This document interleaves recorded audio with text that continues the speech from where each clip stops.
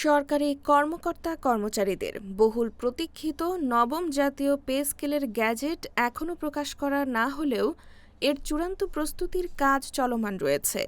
এ বিষয়ে গঠিত উচ্চ পর্যায়ের সচিব কমিটি নতুন বেতন কাঠামোর বাস্তবায়ন পদ্ধতি, আর্থিক প্রভাব, প্রশাসনিক প্রস্তুতি এবং প্রযুক্তিগত সক্ষমতা নিয়ে ধারাবাহিকভাবে কাজ করছে।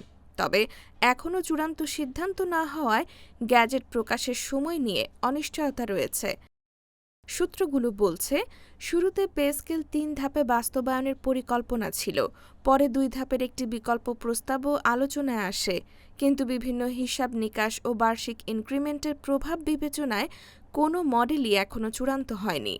বর্তমানে আবার নতুন একটি ৩ ধাপের কাঠামো নিয়ে আলোচনা চলছে, যেখানে প্রথম ধাপে মূল বেতন এবং পরবর্তী ধাপে ভাতা ও অন্যান্য সুবিধা কার্যকর করার প্রস্তাব রয়েছে। গত ১৫ জুলাই সচিব কমিটির বৈঠকে বিষয়টি নিয়ে বিস্তারিত আলোচনা হলেও কোনো চূড়ান্ত সিদ্ধান্ত হয়নি।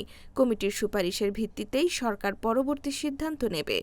একই সঙ্গে সরকারের আর্থিক সক্ষমতা, মূল্যস্ফীতির সম্ভাব্য প্রভাব এবং সফটওয়্যার ও প্রশাসনিক প্রস্তুতির বিষয়গুলো গুরুত্বের সঙ্গে বিবেচনা করা হচ্ছে। চলতি অর্থবছরের বাজেটে সরকারি কর্মকর্তা-কর্মচারীদের বেতন ভাতার জন্য উল্লেখযোগ্য বরাদ্দ রাখা হয়েছে, যা নতুন পে স্কেল বাস্তবায়নের পথকে সহজ করেছে।